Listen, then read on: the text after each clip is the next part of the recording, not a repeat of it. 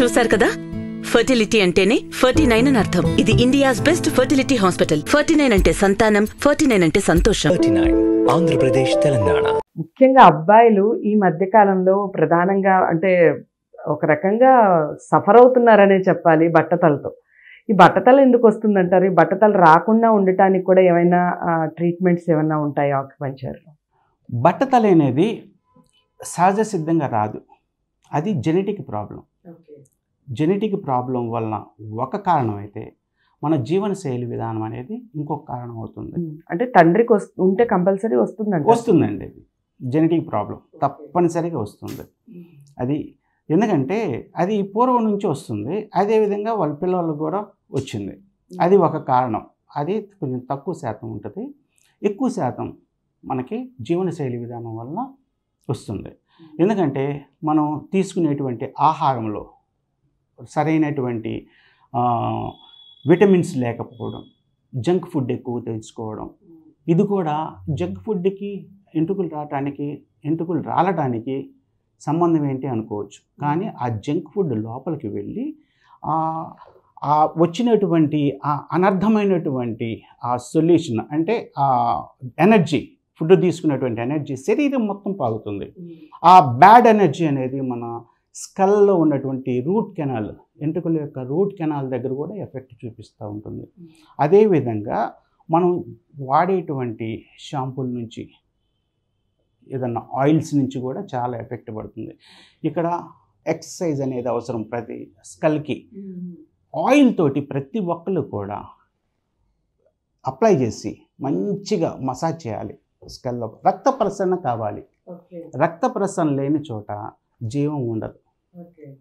జీవం ఎందుకు ఉండదంటే అక్కడ రక్త ప్రసరణ కావట్లేదు. రక్త ప్రసరణ ఎందుకు కావట్లేదంటే మన అన్హెల్దీ ఫుడ్ హ్యాబిట్స్ వలన. అదేవిధంగా చాలామంది తెలియనటువంటి విషయం ఏంటంటే ఇంట్లో స్నానం చేసేటువంటి వాటర్, అది కూడా ఒక రీజన్ అండి. ఎందుకంటే మనం ఒక అపార్ట్మెంట్లో ఉంటేనో మన సొంత ఇంట్లో బోర్ ఉన్నా కూడా ఏం చేస్తామంటే మనం బ్లైండ్ మిస్టేక్ ఏంటంటే బోర్ నీళ్ళు ఎక్కిస్తాం, దాంతోపాటు మంచినీళ్ళు కూడా ఎక్కిస్తాం. మనం మంచినీళ్ళు వస్తాయి పబ్లిక్ వాటర్ ద్వారా, మంచి ట్యాబ్ ఇది సంపు నిండిద్ది, సంపు ఎక్కిస్తారు. అవి కొంచెం అయిపోయేసరికి ఏం చేస్తారంటే బోర్ వాటర్ వేస్తారు.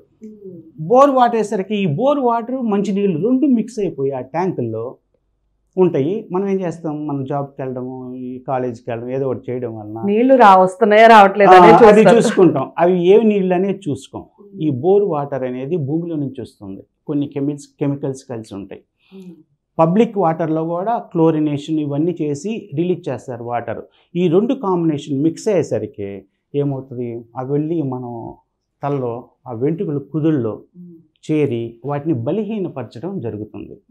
ఆ విధంగా కూడా వాటర్ వలన కూడా మన వెంట్రుకలు రావడం సమస్య జరుగుతుంది.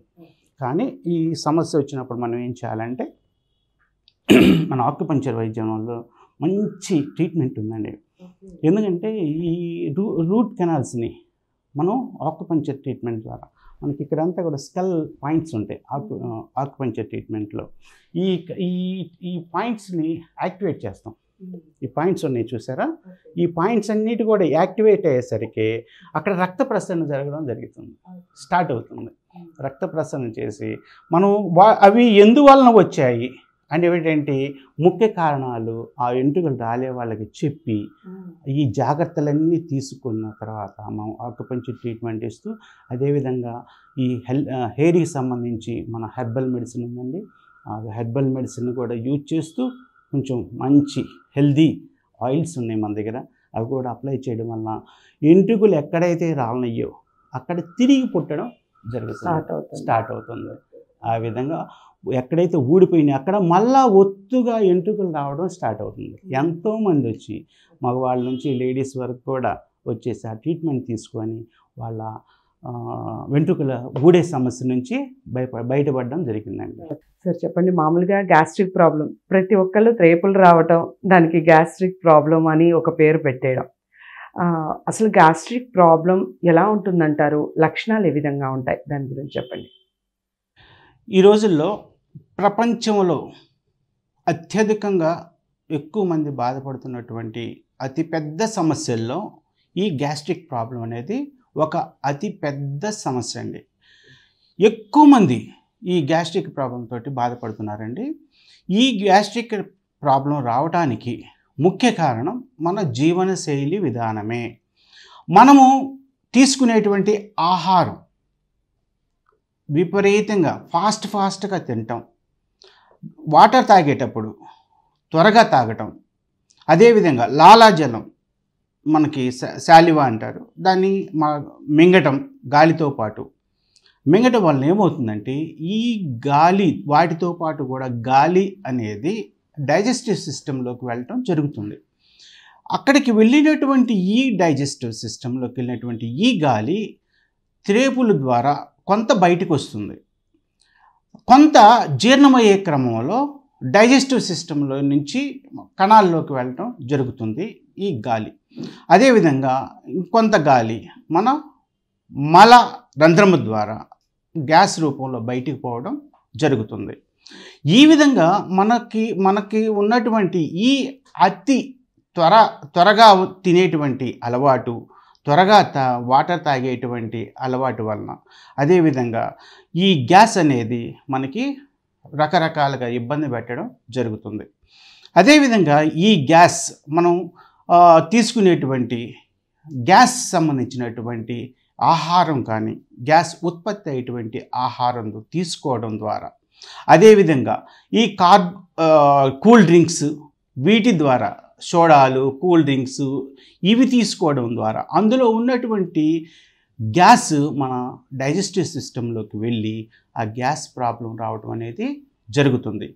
ముఖ్యంగా మనం తీసుకునేటువంటి ఆహార జీవన విధానం, ఎటువంటి ఆహారం తీసుకుంటున్నామనేది మనం తప్పనిసరిగా గమనించాల్సిన విషయం ఉంది. ఈ గ్యాస్ట్రిక్ ట్రబుల్ వచ్చిన వాళ్ళు కూడా ప్రతి ఒక్కళ్ళు మన దగ్గర పర్మనెంట్గా క్యూర్ అవుతుందని తెలుసుకొని మనల్ని సంప్రదించడం జరుగుతుందండి. ఆక్యుపంక్చర్ ట్రీట్మెంట్ ఇచ్చి వాళ్ళకి పర్మనెంట్గా శాశ్వతంగా ఆ గ్యాస్ట్రిక్ ట్రబుల్ తీసేయడం జరుగుతుందండి. అప్పటి నుంచి వాళ్ళు హ్యాపీగా ఏ కాంబినేషన్లో తినాలి, ఎటువంటి ఆహార పదార్థం తినకూడదు అని చెప్పేసి మనం నాలెడ్జ్ ఇవ్వడం జరుగుతుందండి. వచ్చిన వాళ్ళకి పూర్తిగా తగ్గించేసి ఆహారం ఏ విధంగా ఆరోగ్యంగా తినాలి అని చెప్పేసి మనం వాళ్ళకి నాలెడ్జ్ ఇవ్వడం జరుగుతుందండి. ఈ విధంగా మనం ఈ గ్యాస్ట్రిక్ ట్రబుల్ని ఆక్యుపంక్చర్ ట్రీట్మెంట్ ద్వారా పర్మనెంట్గా మనం ట్రీట్మెంట్ ఇవ్వడం జరుగుతుందండి. పర్మనెంట్గా తగ్గిపోతుంది. ఫర్ ఎగ్జాంపుల్, ఈ ట్రీట్మెంట్ మన దగ్గరికి రావాలి అనుకుంటున్నారు, కడుపు ఉబ్బరంగానో ఆహారం తిన్న తర్వాత అరక్కపోవడం వలన, ఈ గ్యాస్ట్రిక్ ట్రబుల్ వలన ఇబ్బంది పడుతున్నట్లయితే మన దగ్గర ఉన్నటువంటి ఒక మంచి రెమెడీ వచ్చి అల్లం అనేది ఒక మంచి రెమెడీ అండి గ్యాస్ట్రిక్ ట్రబుల్కి. ఎప్పుడైతే మనకు కడుపు ఉబ్బరంగా, గ్యాస్ మా కడుపులో మంటగా ఈ విధంగా ఉన్నప్పుడు మనం ఏం చేస్తామంటే అల్లం తీసుకొని ఒక గ్లాసు వాటర్లో మంచిగా కాగబెట్టి మరిగిన తర్వాత హాఫ్ గ్లాస్ అయిన తర్వాత హాఫ్ గ్లాస్ తీసుకోవడం ఒక పద్ధతి అండి. లేదంటే శొంఠి పొడి, ఈ అల్లాన్ని ఉడకబెట్టి ఎండబెడితే శొంఠి అవుతుంది. ఆ శొంఠి పొడి మనకి మార్కెట్లో మంచిగా దొరుకుతుంది. పొడి తీసుకొచ్చి మనకి ఎప్పుడైతే డైజెస్టివ్ సిస్టమ్ ఇబ్బందిగా అనిపించిందో అప్పుడు వెంటనే ఆ శొంఠి పొడిని ఒక గ్లాసులో కలుపుకొని తాగడం వల్ల వెంటనే రిలీఫ్ ఇవ్వడం అనేది జరుగుతుంది. కానీ పర్మనెంట్ సొల్యూషన్ మాత్రం ఆక్యుపంక్చర్ ట్రీట్మెంట్ తీసుకోవడం తప్పనిసరి అండి. ట్రీట్మెంట్ ఎన్ని రోజులు ఉంటుంది డాక్టర్ గారు? అంటే సమస్యను బట్టి ఉంటుందా లేదా ఒకటే టైం ఉంటుందా? దాని గురించి చెప్పండి. తప్పనిసరిగా ఈ గ్యాస్ట్రిక్ ట్రబుల్ అనేది కొన్ని సంవత్సరాల నుంచి ఉన్నటువంటి వాళ్ళు ఉంటారు, లేదా కొత్తగా వచ్చినటువంటి వాళ్ళు ఉంటారు. ఇప్పుడు ఈ కొత్తగా ఈ గ్యాస్ట్రిక్ ట్రబుల్ స్టార్ట్ అయింది అనుకోండి, మన దగ్గరికి వచ్చిన వెంటనే ఏ 5-6 సిట్టింగుల్లోనూ మనం పర్మనెంట్గా క్యూర్ చేయడం జరుగుతుందండి. ఆ గ్యాస్ట్రిక్ ట్రబుల్ అనేది సంవత్సరాల తరబడి ఉన్నట్లయితే కొన్ని సిట్టింగులు ఎక్కువ పడడం కూడా జరుగుతుందండి.